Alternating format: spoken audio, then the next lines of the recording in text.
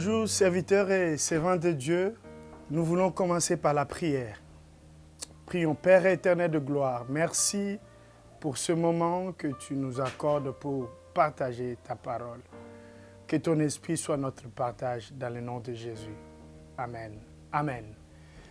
Nous bénissons le Seigneur pour cette émission que Dieu a mis à notre disposition pour enseigner le peuple de Dieu, les serviteurs de Dieu sur le fardeau des serviteurs.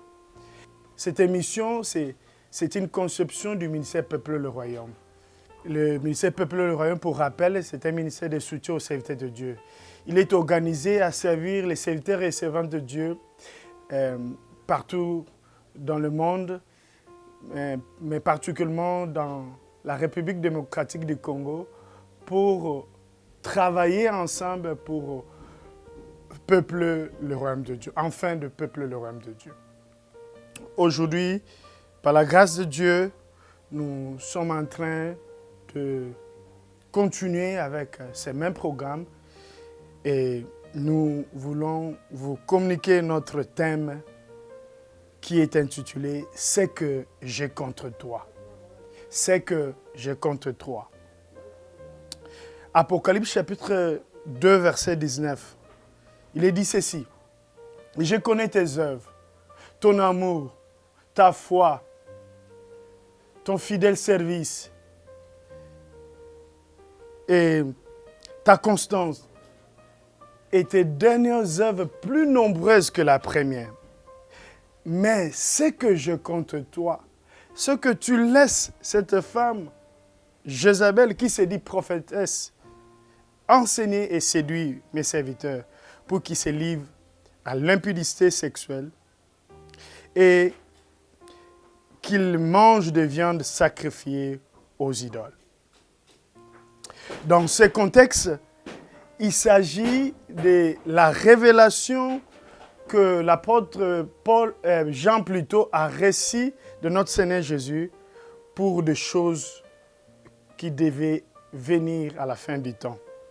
Vous remarquerez que le Fils de Dieu, en tant que bon leader, qui détient tous les principes du leadership serviteur, commence par épingler les points positifs de ses dirigeants et son Église avant de les reprocher. Écoute ce qu'il dit. Je connais tes œuvres, je connais ton amour, je connais ta foi, ton fidèle service, ta constance, et les dernières œuvres plus nombreuses que la première. Mais ce que je contre toi, c'est cela qui nous intéresse. Ce que je contre toi, c'est que tu laisses cette femme qui se dit prophétesse enseigner et séduire mes serviteurs. Bien-aimés dans le Seigneur, serviteurs servants de Dieu, quel est le point ici? Qu'est-ce que Dieu nous reproche ici? Si nous lisons bien la Bible, nous allons remarquer que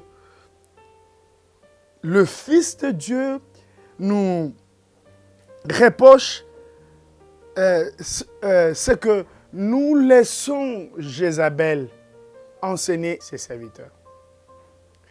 Le Seigneur est en train de nous blâmer, bien qu'il nous a encouragés. Il nous encourage pour ce que nous sommes en train de faire pour lui, pour la foi que nous avons en lui, pour le fidèle service. Mais ce qui le dérange, ce qui le rend mal à l'aise, ce qui le touche le plus, et il parle à l'ange de l'église aujourd'hui, il te parle toi qui me suis, il te parle toi serviteur, servant de Dieu, il me parle à moi. Ce que je compte toi, c'est que tu laisses, c'est que tu ne fais rien par rapport à ce qui se passe, par rapport à l'action de Jézabel parmi les serviteurs de Dieu, par rapport à cette œuvre de Jézabel, par rapport à l'influence de Jézabel sur mes serviteurs. C'est ce que je te reproche. Bien-aimés dans le Seigneur, et lorsque je suis en train de vous partager cette portion des Écritures, cela me rappelle encore le jour où j'étais dans ma chambre de prière, j'étais en train de recevoir ce message par la parole de Dieu. quand j'ai reçu la vision de ce ministère, je sens encore comme si c'était le même jour. Ce message est en train de résonner encore dans mon oreille, comme si c'était le premier jour. Joseph, je connais tes œuvres.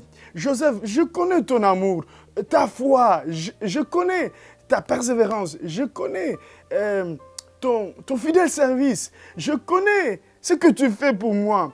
Tes œuvres, d'ailleurs, sont plus nombreuses que les premières, mais ce que je compte, toi, c'est que tu laisses cette femme séduire, enseigner mes serviteurs, pour qu'ils se livrent à l'immoralité sexuelle, pour qu'ils se donnent à l'idolâtrie. Oh, bien-aimé, nul ne peut ignorer, personne ne peut ignorer ce qui se passe dans certaines vies des serviteurs de Dieu aujourd'hui, dans nos pays, dans nos églises. Il y a beaucoup de choses. Oh, que de choses honteuses, que des abominations, que de sacrilèges, que de situations que vous ne pouvez même pas y croire. Oh, que de tentations, que d'attaques, que de combats, que des épreuves que subissent les serviteurs de Dieu, que des oppressions, que de menaces. Oh, aussi, à part cela, que de choses qui sont en train de se dire dans les homélies des serviteurs de Dieu, dans les prédications, les sermons, que des hérésies, que de demi-vérités, que de faux enseignements, que de fausses doctrines qui sont en train d'être dispensées de nos jours dans le discours des serviteurs de Dieu.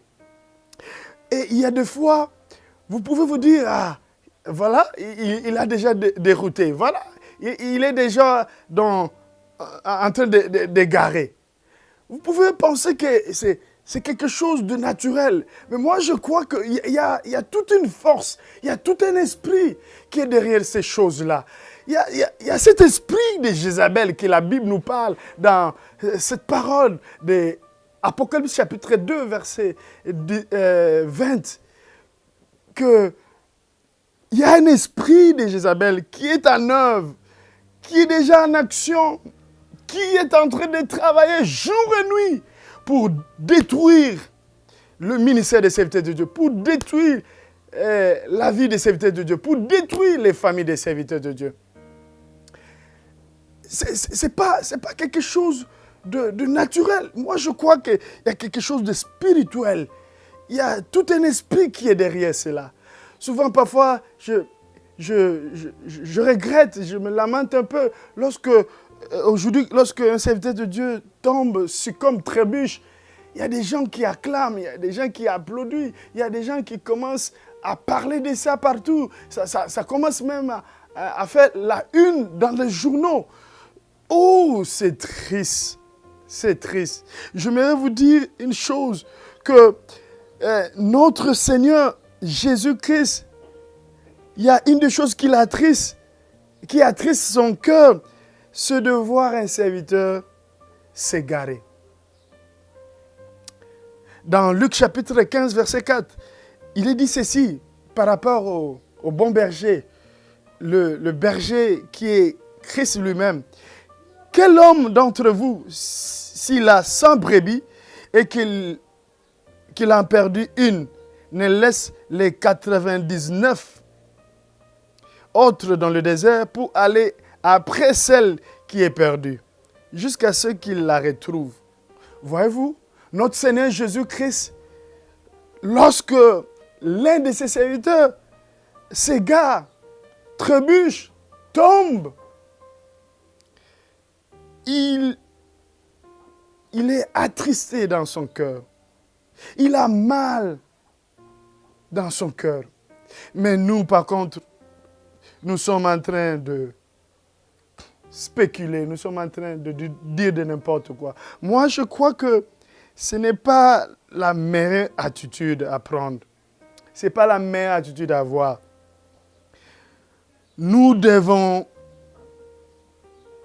renouveler notre intelligence et remarquer qu'il y a un esprit qui est en œuvre pour enseigner, pour séduire les serviteurs de Dieu à se livrer à l'immoralité sexuelle, à l'impudicité et chercher à faire quelque chose, à prendre notre responsabilité pour soutenir, pour prendre les serviteurs de Dieu en charge, pour encadrer les serviteurs de Dieu.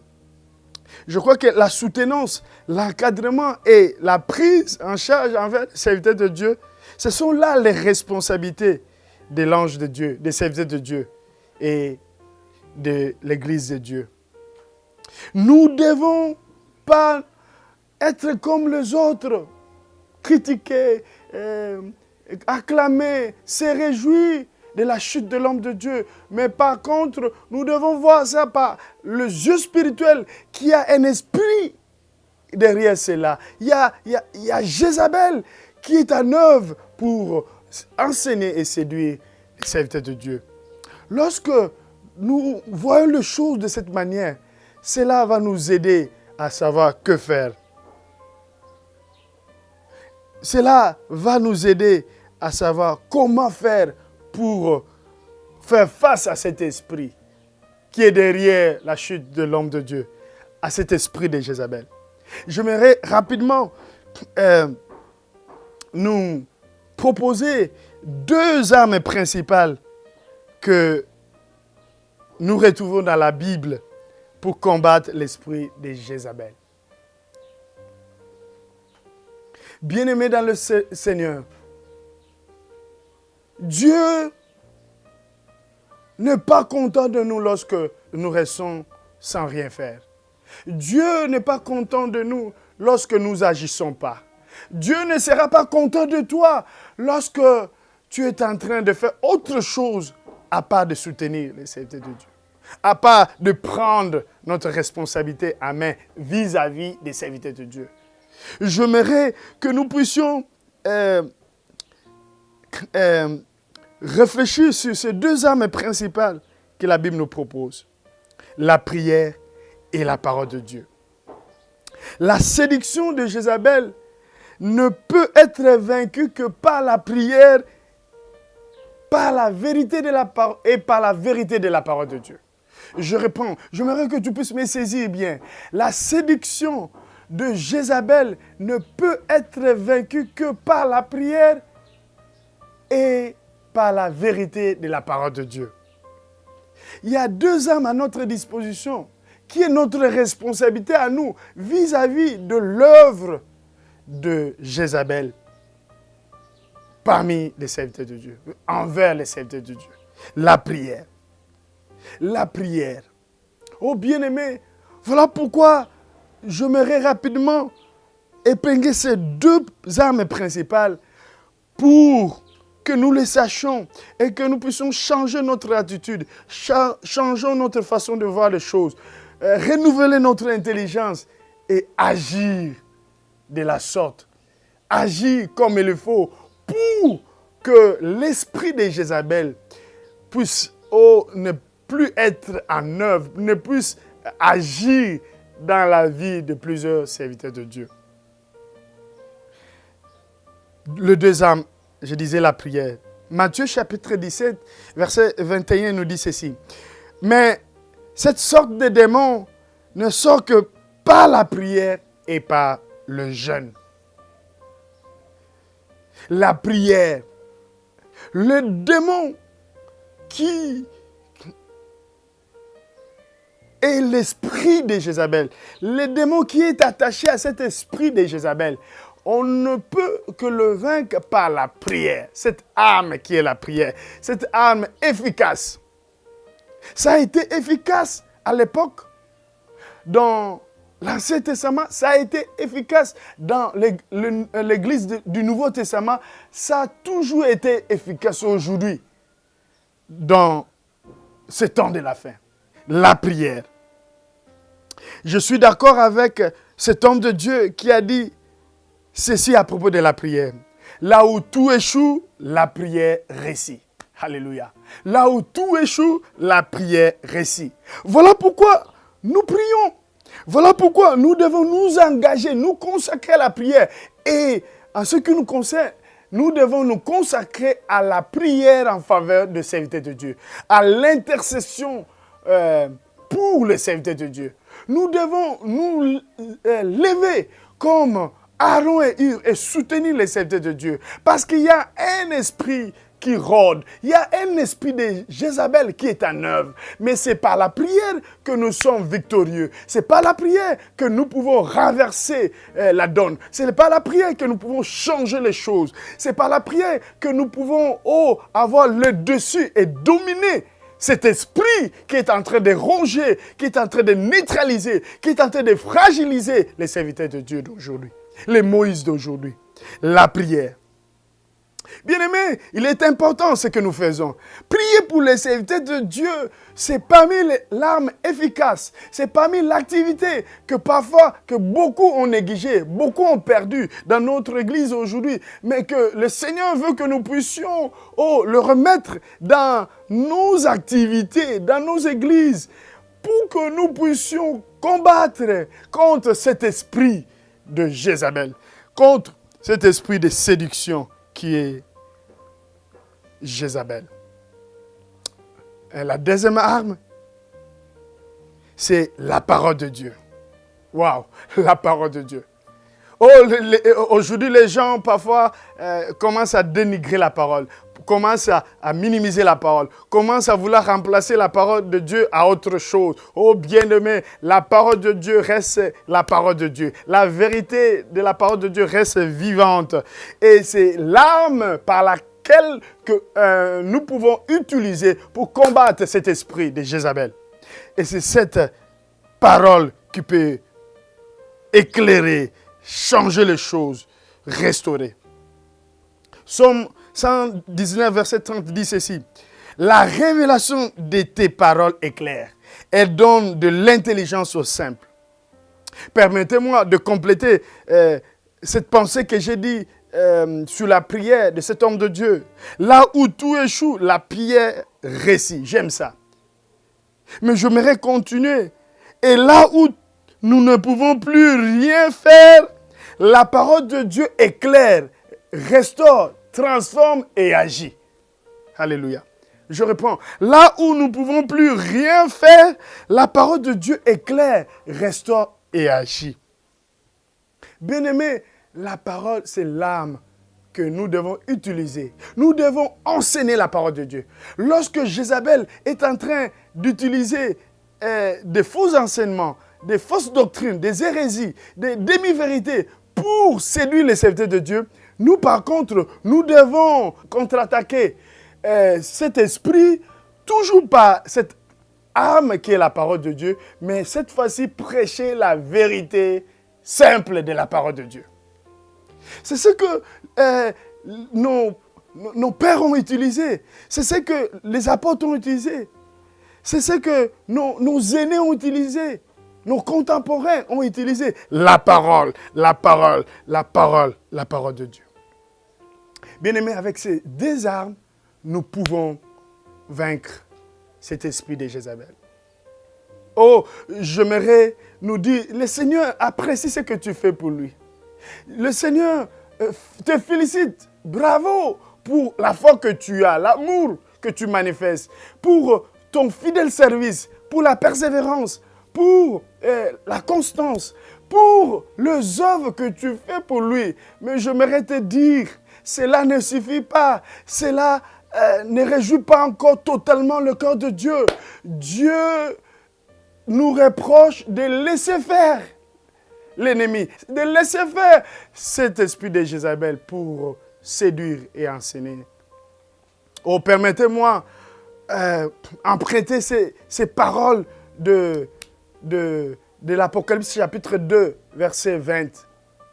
Mais ce que je contre toi, pasteur, ce que je contre toi, apôtre, ce que je contre toi, évangéliste, ce que je contre toi, docteur, ce que je contre toi, prophète, ce que je contre toi, missionnaire, serviteur, servant de Dieu, ce que je contre toi, église, corps de Christ, ce que je contre toi, église locale, l'ange de l'église, quelconque, ce que je contre toi, tu laisses cette femme qui se dit prophétesse enseigner et séduire mes serviteurs. Dans la version Thomson, Il est dit, ce que je compte de toi, c'est que tu laisses cette femme qui s'est dit prophétesse égarer mes esclaves. Le mot égarer veut dire mettre hors du droit chemin. C'est cela que le Seigneur te reproche. Qu'est-ce que tu fais? Qu'est-ce que tu fais par rapport à ce qui se passe dans la vie de cet homme, par rapport à cet esprit qui est en train de détruire? Le Seigneur te reproche de ne rien faire. Oh, tu as une responsabilité. Tu dois faire quelque chose. Et ce que tu peux faire, c'est prier pour les serviteurs de Dieu. Ce que tu peux faire, c'est de continuer à mettre à la disposition des serviteurs de Dieu la vérité de la parole de Dieu. Continuer à équiper, enseigner la parole de Dieu pour qu'ils soient transformés par cette puissance de la parole, pour qu'ils soient éclairés par la lumière de la parole de Dieu et qu'ils reçoivent la restauration, la délivrance, la liberté qui soit affranchie pour qu'ils fassent l'œuvre de Dieu selon la volonté de Dieu, selon la pensée de Dieu, selon le modèle de Dieu, selon le modèle de Christ. Oh bien-aimé, le Seigneur te reproche quelque chose. C'est à toi maintenant de prendre tes responsabilités en main parce qu'il va te demander des comptes. Tu vas rendre compte. Tu vas faire rapport par rapport à ce que tu as fait, par rapport à cet esprit de Jézabel qui est en train de se mettre en œuvre partout dans le monde pour détruire, déstabiliser les serviteurs de Dieu, pour qu'ils se livrent à l'immoralité sexuelle, pour qu'ils se livrent à l'idolâtrie. Que le Seigneur nous aide d'agir maintenant. J'aimerais que le Seigneur te fasse comprendre ce que le Saint-Esprit m'a parlé le jour-là, pour que tu puisses renouveler ton intelligence. Que Dieu vous bénisse. J'aimerais terminer par des prières que nous faisons. J'aimerais prier pour que tu reçoives le fardeau des serviteurs. Parce qu'il y a un esprit de Jézabel, tu dois porter le fardeau de serviteurs de Dieu pour que tu agisses. Pour que tu puisses prier, pour que tu puisses prendre les serviteurs de Dieu en charge, encadrés par la vérité de la parole de Dieu. Je prie pour toi. Seigneur, je prie pour le fardeau des serviteurs dans la vie de mon frère, ma soeur qui me suit. Laisse qu'il puisse avoir le fardeau des serviteurs dans le nom de Jésus. Je prie qu'il puisse comprendre que l'esprit de Jézabel est en œuvre, mais que nous ne puissions pas le laisser faire, mais nous devons agir maintenant. Encourage mon frère, ma soeur, serviteur et servante de Dieu, dans le nom de Jésus. Seigneur, je prie encore pour terminer pour le serviteur de Dieu qui nous suit. Je sais qu'il y a un esprit qui s'appelle esprit de Jézabel qui est en train de rôder, qui est en train de vouloir séduire, enseigner, pour qu'il se livre à l'immoralité sexuelle, pour qu'il se livre à l'idolâtrie. Mais moi, je prie dans le nom de Jésus et j'arrête cet esprit séducteur. J'arrête cet esprit de Jézabel. Et je libère tes serviteurs qui sont déjà séduits par cet esprit, afin qu'ils soient affranchis et libérés pour ta seule gloire et qu'ils travaillent pour toi et selon ta volonté. Dans le nom de Jésus. Amen.